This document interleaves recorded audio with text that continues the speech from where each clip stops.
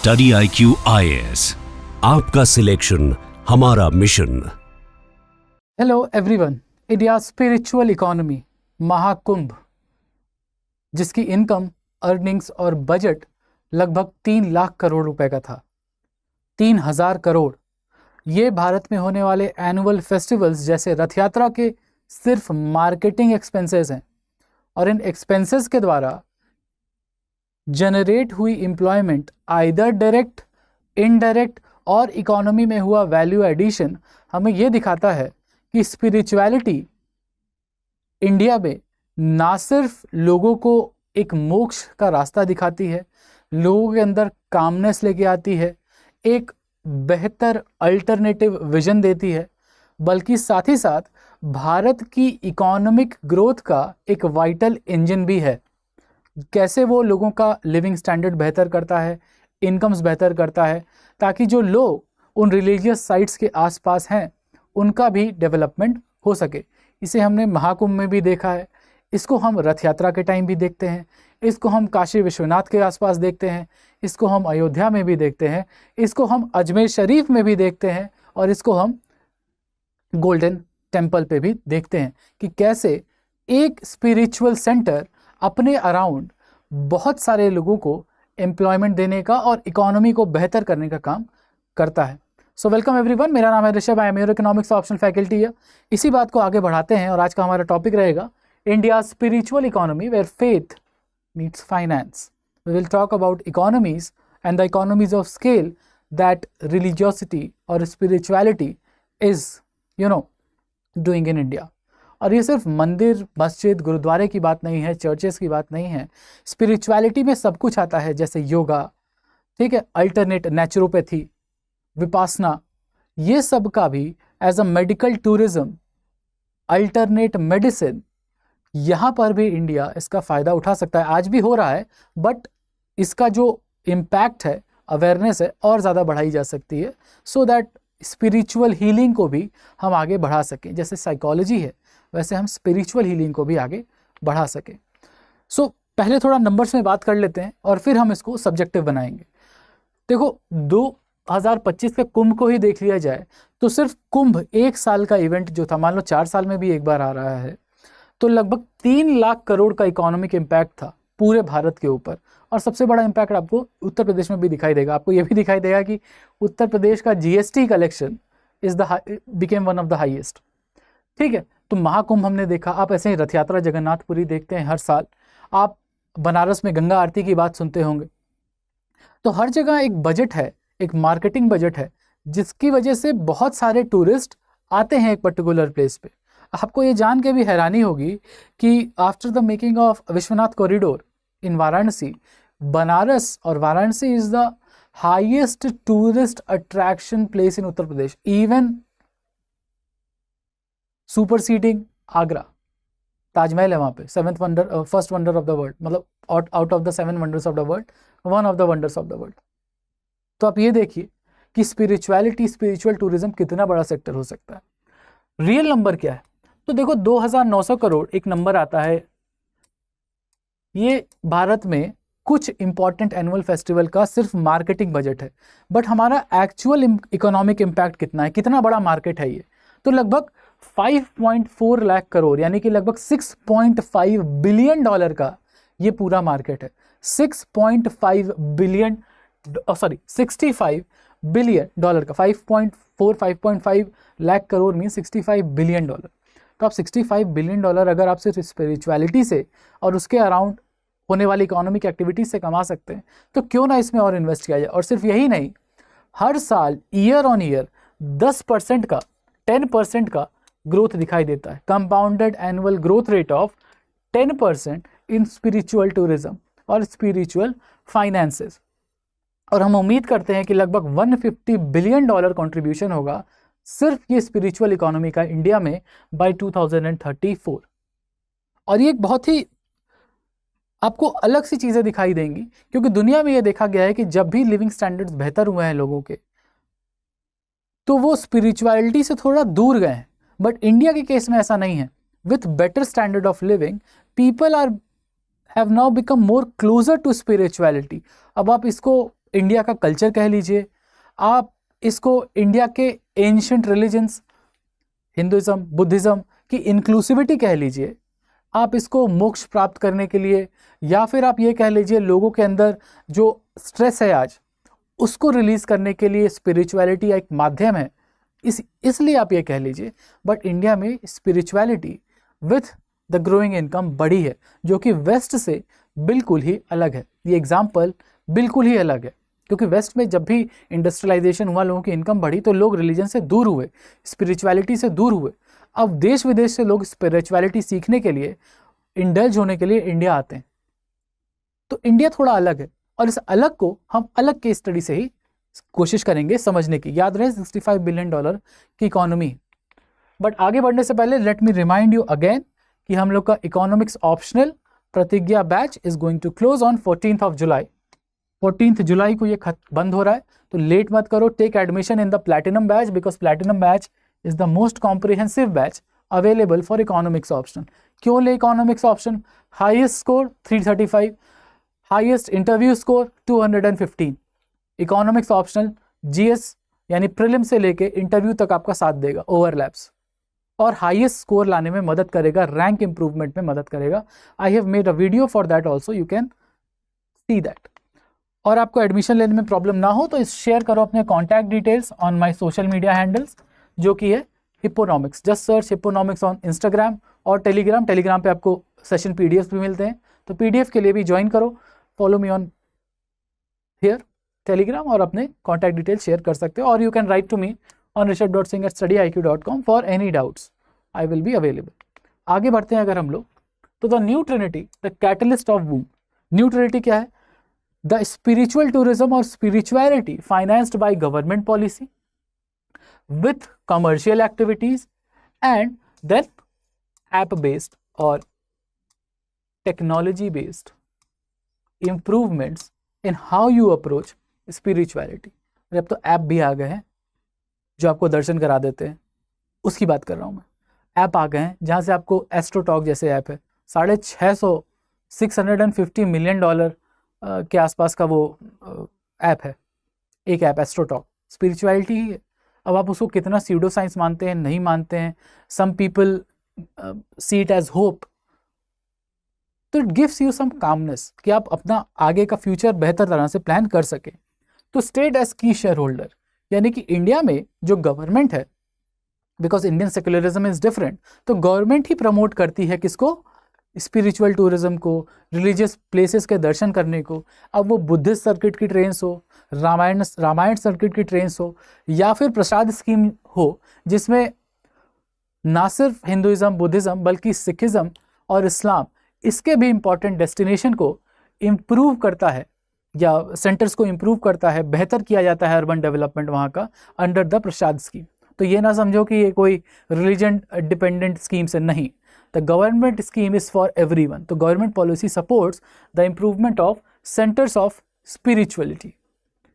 इसके साथ साथ हम देखते हैं कॉरपोरेट कमर्शियलाइजेशन भी हुआ है, यानी कि जो ब्रांड्स है, अब जैसे आपका महाकुंभ हुआ था तो आपको कई जगह कोका कोला के कियोस्क दिखाई दिए होंगे, स्प्राइट के कियोस्क दिखाई दिए होंगे। तो कॉरपोरेट्स, अब उनको फ़ायदा है ना, कॉरपोरेट्स को भी प्रॉफिट्स में फ़ायदा है कि वो जितना ज़्यादा दिखाई देंगे उतना ज़्यादा उनका सेल बढ़ेगा, उनकी सेल बढ़ेगी। अगर वो सेल बढ़ेगी तो वो अपने FMCG जो मार्केटिंग कंपनीज है, फास्ट मूविंग कंज्यूमर गुड की, वो क्या करेंगी? जो स्पिरिचुअल सेंटर्स हैं उसके अराउंड अपने कियोस्क लगाएंगी या दुकानदारों के बोर्ड्स लगाएंगी। जैसे आप कभी 80 घाट अगर जाइए, because I belong to Varanasi, तो 80 घाट जाइए तो वहाँ पे आसपास आपको बहुत सारी दुकानें छोटी छोटी दिखाई देंगी। कहीं पे स्प्राइट का बोर्ड है, कहीं पे किस ब्रिटानिया का बोर्ड है। तो वो बोर्ड किस लिए है, वो काम किसके लिए आता है? वो सिंपल मार्केटिंग का काम करता है, ब्रांड रिकॉल करने के लिए, तो उसका भी यूज़ करते हैं। तो 10 से 15% of their annual marketing budget religious event में लगाती हैं। कौन? ये दीज FMCG कंपनीज। उसके साथ साथ आप देखते हैं फेथ टेक डिसरप्शन, यानी startup that is based on all this spirituality and religion, वहाँ पे भी आपको इंक्रीमेंट दिखाई देगा। स्टार्टअप्स बड़े हैं, लगभग 900 के आसपास स्टार्टअप यहाँ दिखा होगा। Over 900 startups are now working in the field of spirituality. और फंडिंग की अगर बात की जाए तो $5 मिलियन से बढ़ करके 10 गुना बढ़ी है, 2 साल में 10 गुना बढ़ी है, $51 मिलियन तक की फंडिंग हुई है। इसमें एस्ट्रोटॉक आपको सबसे बड़ा नाम दिखाई देगा। उसकी ओवरऑल मार्केट कैपिटलाइजेशन लगभग $650 मिलियन के आसपास है, और ये बहुत बड़ा नंबर है, इसको छोटा मत समझो। एक नया स्टार्टअप, वो जो ज्योतिष विद्या हो, ठीक है, उसको एक तरह से टेक्नोलॉजी इन्फ्यूज़ करके घर घर तक पहुंचाने का काम किया है। कितना सही है कितना गलत हम उसमें नहीं जाएंगे, we are only talking about economics of it. So let's talk about the temple industrial complex. हम 2 केस स्टडी देखेंगे, एक्चुअली हम 3 केस स्टडी देखेंगे। एक अयोध्या रीडेवलपमेंट, एक वाराणसी काशी विश्वनाथ कॉरिडोर डेवलपमेंट, और उसके साथ साथ अदर रिलीजियस साइट्स जिसका डेवलपमेंट और उसके आसपास डेवलपमेंट हुआ है। बट आगे बढ़ने से पहले लेट मी, हाँ, तो टेम्पल इंडस्ट्रियल कॉम्प्लेक्स या अयोध्या केस स्टडी अगर हम देखें तो जब अयोध्या रीडेवलपमेंट हुआ, यानी राम मंदिर को बनाया गया, तो उसकी वजह से पूरे अयोध्या का जीर्णोद्धार हुआ, डेवलपमेंट हुआ। यानी अयोध्या की तरफ जाने वाली रोड्स हों, अयोध्या से बाहर आने वाली रोड्स हों, दोनों जगह आसपास जितने भी प्लॉट्स थे वो काफ़ी बड़े दामों पे बिके हैं। होटल्स, ढाबा, सिंपल क्या बोलते हैं उसको, धर्मशालास, ये सब खोले गए। तो इससे वहाँ पे इकोनॉमिक एक्टिविटीज़ भी बढ़ी हैं, वहाँ के लोगों के पास अल्टरनेट सोर्सेज ऑफ इनकम बढ़ाने का मौका आया है। इसी तरह आप महाकुंभ में देखिए, जो लोगों के घर थे जब महाकुंभ इवेंट हुआ तो सारे होटल्स तो फुल हो गए। इतना बड़ा फुटफॉल था महाकुंभ में, सोच के देखिए आप। तो लोगों ने अपने घर खोल दिए, एज द पीजी उसको यूज़ किया, तो एक एक्स्ट्रा इनकम उनको वहाँ भी मिली। स्पिरिचुअल टूरिज्म, तो आप देखते हैं, खाली अयोध्या की बात करें तो massive investment in Ayodhya, 30,000 crore has been invested just to make world class infra, मतलब रोड्स डेवलपमेंट, नदी की सफाई, घाट का डेवलपमेंट, एयरपोर्ट, इंटरनेशनल एयरपोर्ट का development, Ayodhya railway station redevelopment, यहाँ पे 30,000 करोड़ किया गया इन्वेस्टमेंट। इसकी वजह से हुआ टूरिज्म एक्सप्लोजन, और ये उम्मीद की जा रही है कि लगभग 54 मिलियन के आसपास फुटफॉल हो सकता है टूरिस्ट का। यानी लगभग ताजमहल देखने जितने लोग आते हैं उससे थोड़ा ज़्यादा इसलिए बोल रहे हैं क्योंकि स्पिरिचुअल टूरिज्म ना सिर्फ इंटरनेशनल टूरिस्ट करते हैं बल्कि डोमेस्टिक टूरिस्ट इसका बहुत बड़ा पार्ट है। इकोनॉमिक पे ऑफ क्या है, देखो, projected annual revenue that will be generated from all this 55 million footfalls is around 55,000 crore, यानी 30,000 करोड़ का इन्वेस्टमेंट किया तो फर्स्ट ईयर में ये सोचा जा सकता है कि लगभग 50,000 करोड़ के आसपास पूरा डायरेक्ट और इनडायरेक्ट इकोनॉमी जनरेट होगी। उसके साथ साथ there is a real estate boom, land prices have surge. अब सोच के देखिए, जब आपको मालूम है कि यहाँ फुटफॉल बढ़ने वाला है, डिमांड सप्लाई गैप, यहाँ डिमांड बढ़ने वाली होटल्स की, तो लैंड प्राइसेस तो ज़्यादा होंगे। अब लोगों को ज़्यादा महंगे दाम मिले अपने ज़मीनों के बदले, तो वो भी थोड़ा वेल ऑफ हो गए। और जॉब क्रिएशन तो है ही, डायरेक्ट और इनडायरेक्ट दोनों। डायरेक्ट कैसे, आपने होटल खोला, वेटर्स को रखा, आपने मैनेजर्स को रखा, आपने शेफ़ रखा, तो वहाँ पे आपने डायरेक्ट इकोनॉमी का पार्ट हुए। फिर इनडायरेक्ट कैसे, एग्रीकल्चर जिस पे आपका रॉ मटेरियल डिपेंडेंट है, उसके अलावा टूर गाइड्स हुए, छोटी छोटी शॉप्स हुई जो प्रसाद बांट रही हैं, फूल माला मिल रहा है, वहाँ पे आपको छोटे छोटे फ्रिज मैग्नेट्स मिल रहे हैं, तो यहाँ पे इनडायरेक्ट जॉब एम्प्लॉयमेंट जनरेशन भी होता है। तो ना सिर्फ वन टाइम इन्वेस्टमेंट है ये, बल्कि ये कंटिन्यूअस सोर्स ऑफ रेवेन्यू का भी पार्ट है।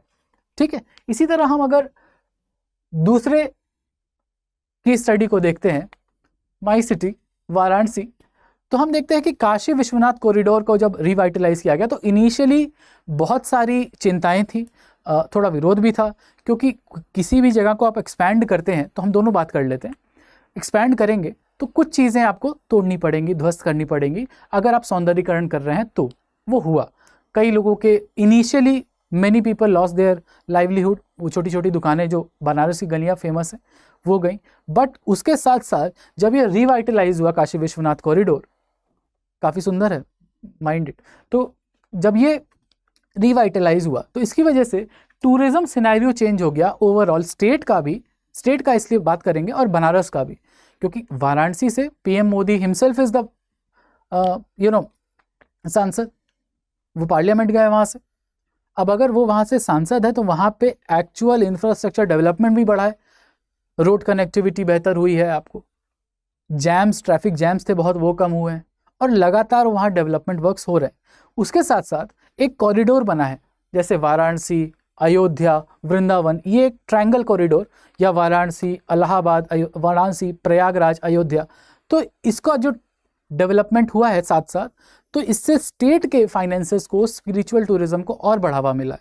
अगर आप फुटफॉल की बात करें तो 100 मिलियन टूरिस्ट आप आते हैं एनुअली बनारस में, जो कि डबल है ऑलमोस्ट आगरा यानी ताजमहल देखने जो लोग टूरिस्ट जाते हैं उससे। और इस 100 मिलियन टूरिस्ट आने की वजह से this is the most visited city in Uttar Pradesh. और आप देखते हैं मल्टीप्लायर इफेक्ट मतलब एक जगह इन्वेस्टमेंट करने की वजह से कई जगह उसका मल्टीप्लिकेटिव इफेक्ट दिखाई देता है। जैसे आप बोटिंग करने जाते हैं, जब अस्सी घाट पे जाते हैं, आप बोटिंग करने जाते हैं, तो वो बोटमैन को पैसा मिला। आप ये देखते हैं क्योंकि बनारस में बनारसी सिल्क काफ़ी ज़्यादा फेमस है, तो उसके अराउंड या बनारस में जितनी भी साड़ी की दुकानें हैं वहाँ पे फुटफॉल बढ़ा, लोगों में डिमांड बढ़ी, तो उसकी वजह से जो बनारस के वीवर्स हैं, जो जनरली वल्नरेबल क्लास माना जाता है, और ठीक है वल्नरेबल क्लास माना जाता है, उनकी एम्प्लॉयमेंट बढ़ी, उनकी इनकम बढ़ी, उनकी स्टैंडर्ड ऑफ लिविंग बेहतर हुआ। तो ये मल्टीप्लाइंग इफेक्ट होता है जब भी टूरिस्ट फुटफॉल बढ़ता है। उसके साथ साथ जिनकी छोटी छोटी दुकानें थी वो ख़त्म हुई। अब अगर वो दूसरी जगह अपने शॉप्स को मतलब फिर से रीस्टैब्लिश करते हैं, क्योंकि फुटफॉल्स बढ़े हैं, तो उनके पास अब प्रॉफिट्स ज़्यादा जनरेट होता है। नेशनल सिग्निफिकेंस की बात करें तो सिर्फ काशी का रिवाइवल यानी बनारस का रिवाइवल 1.35 लाख करोड़ जनरेट करता है इंडिया के रिलीजियस टूरिज्म में। Out of 5.4 lakh crore 1.34 lakh alone from Kashi Vishwanath redevelopment. इतना बड़ा इम्पैक्ट है इकोनॉमी के ऊपर स्पिरिचुअलिटी का, और अगर आप कायदे से रीडेवलप करें तो। बट ये तो सिर्फ एक तरफ की बात हुई, हम और आगे बढ़ते हैं। That forging sacred pathways tourism circuit strategy, like जैसे गवर्नमेंट इंफ्रा डेवलपमेंट में तो हेल्प करती है, बट उसके साथ साथ कुछ ट्रेन्स चलाती है, कुछ बसेस चलाती है, कुछ फैसिलिटीज़ देती है, so that people can reach there also. तो इस तरह की दो ट्रेन्स की अगर हम बात करें, जैसे Ramayan circuit and Buddhist circuit की अगर हम बात करते हैं तो इंडिया में भारत गौरव ट्रेन चलाई जाती है, जिसमें ऑल इंक्लूसिव पैकेज है। लगभग 1 लाख 1.5 लाख रुपए तक का टिकट मिलता है, बट आपको 10-20 दिन की यात्रा है पूरी। वो एसी में आप जाते हैं, रहने खाने सबकी सुविधा है, so that you can touch all the points which were mentioned in Ramayan.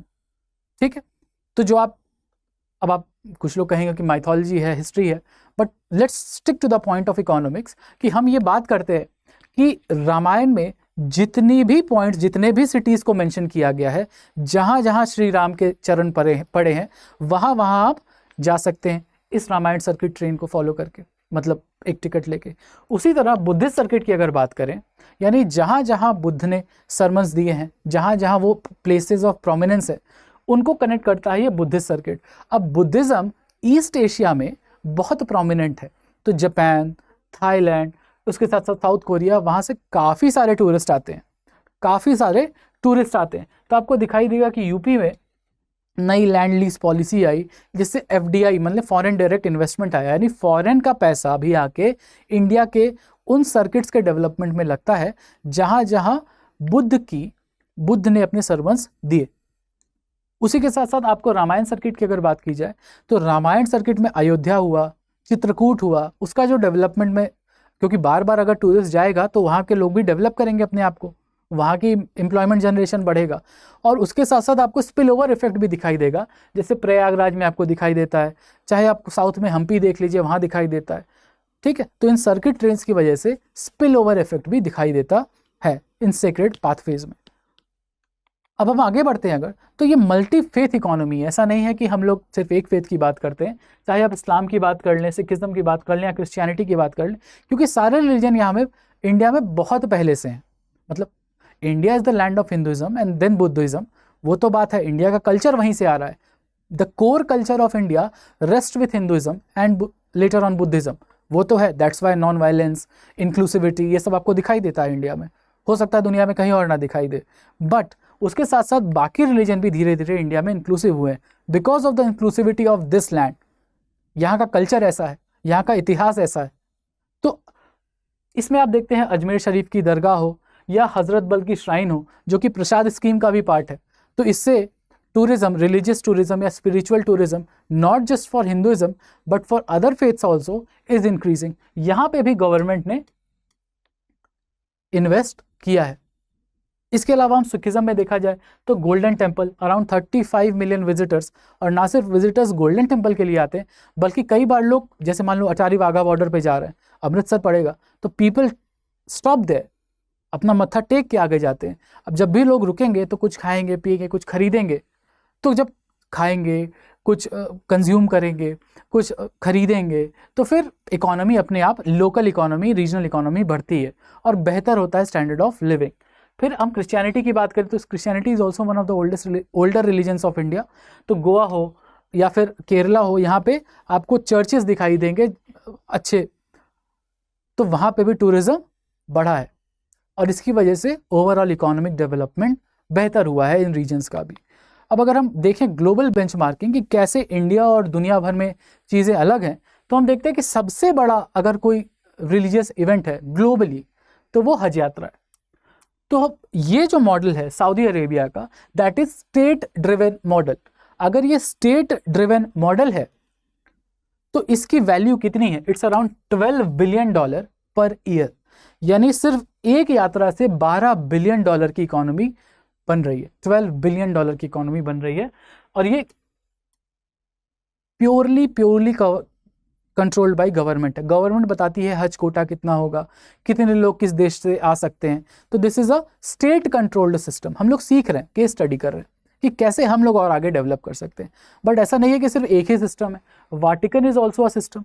यहाँ पे क्या है, एक सेंट्रलाइज्ड कॉरपोरेट मॉडल है, यानी वेटिकन सिटी तो है एज अ गवर्नमेंट, बट उसके साथ साथ एक प्रोफेशनल फाइनेंशियल आर्म भी है वेटिकन बैंक का, जो सारे के सारे ये फाइनेंशियल गवर्नेंस को देखता है वेटिकन, क्योंकि वेटिकन में भी बहुत सारे लोग आते हैं. उसके साथ साथ अगर हम स्पेन की बात करें तो यहाँ पे एक डिसेंट्रलाइज्ड कम्युनिटी मॉडल है, यानी कि स्पेन में इस चर्च में अगर आपको आना है कैमिनो दी सैंटियागो में, तो फिर आपको दिखाई देगा कि गवर्नेंस बॉटम्स अप अप्रोच से चलती है. बॉटम्स अप अप्रोच क्या हुआ कि कम्युनिटी डेवलपमेंट पे ध्यान है कि छोटी छोटी जो शॉप्स हैं उनको डेवलपमेंट दिया जाता है. ठीक है, तो आप इन तीनों से सीख सकते हैं, state led, corporate led and community driven. India में आप इन तीनों चीज़ों को मिला के काम कर सकते हैं, यानी हाइब्रिड मॉडल. तो अगर आप स्टेट लेड इन्वेस्टमेंट की बात करते हैं तो गवर्नमेंट फाउंडेशनल इन्वेस्टमेंट करती है इंफ्रास्ट्रक्चर में, चाहे आप अयोध्या की बात करें, चाहे आप काशी विश्वनाथ की बात करें, चाहे अजमेर शरीफ की बात करें, वहाँ भी सरकार पैसे देती है. और ओवरऑल आप प्रसाद स्कीम की बात करें तो revival of these spiritual sites government का एक मेजर एजेंडा रहा है, तो स्टेट लेड है. उसके बाद हम देखते हैं कि private sector, vibrant private sector is also present like Vatican, unlike Saudi Arabia. But corporate brands और हॉस्पिटैलिटी जाइंट्स जो हैं, होटल्स वाले या फिर FMCG कंपनीज, वो भी अपने आप को around these spiritual sites brand market करती हैं खुद को.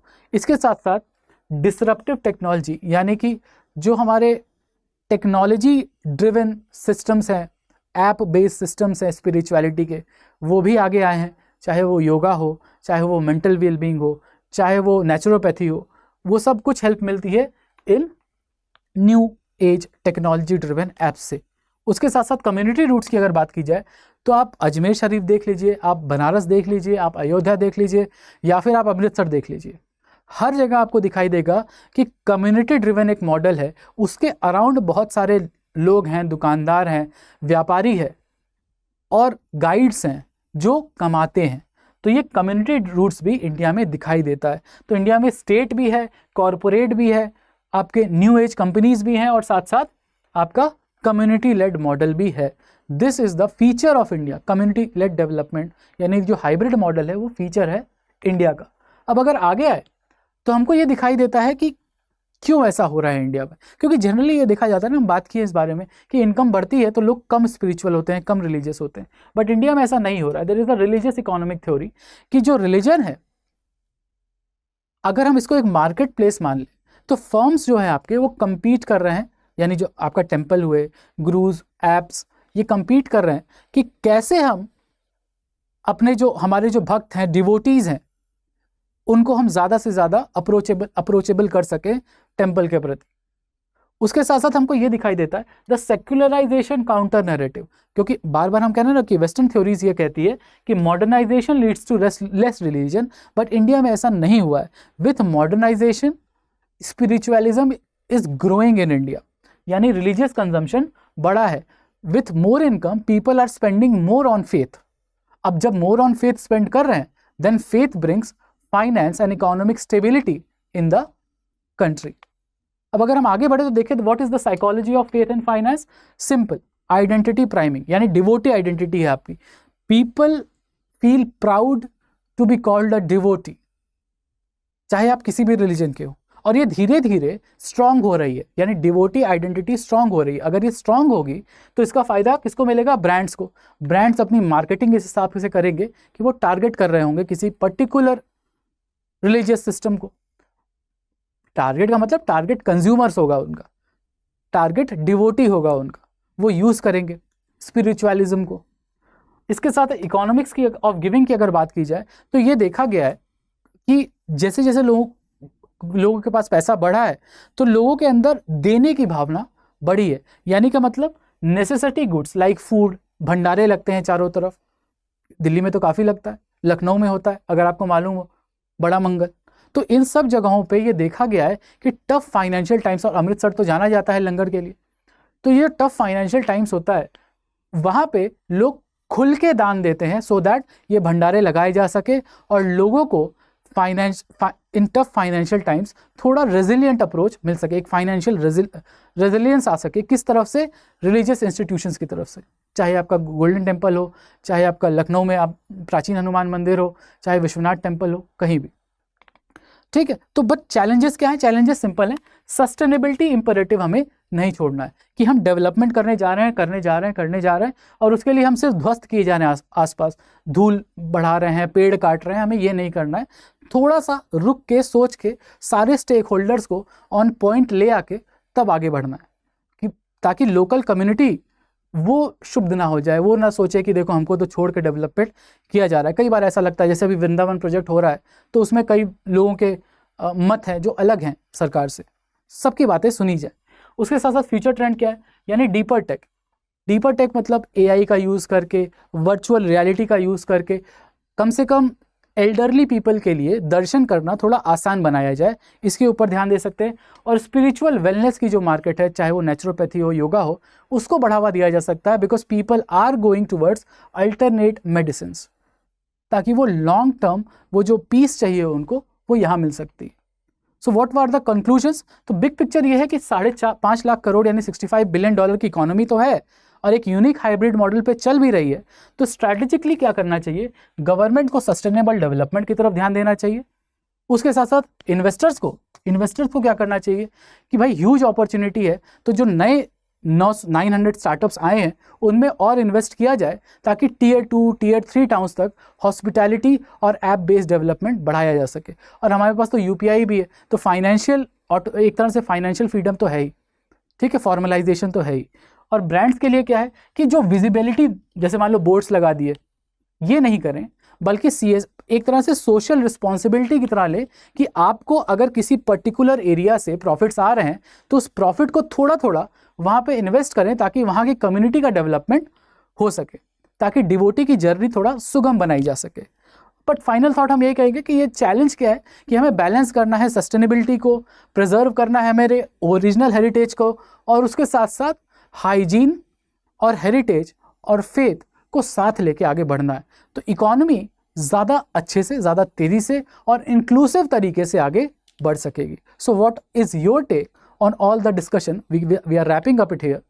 आपके क्या ख्याल है? Do write in the comment section, like करो, शेयर करो, and always remember, use the code HS Live for high scores, and I will welcome you all to economics optional batch which is closing on 14th of July, so don't delay, admission लीजिए और class में मिलिए। Thank you everyone, bye bye. Study IQ IAS, आपका selection हमारा mission.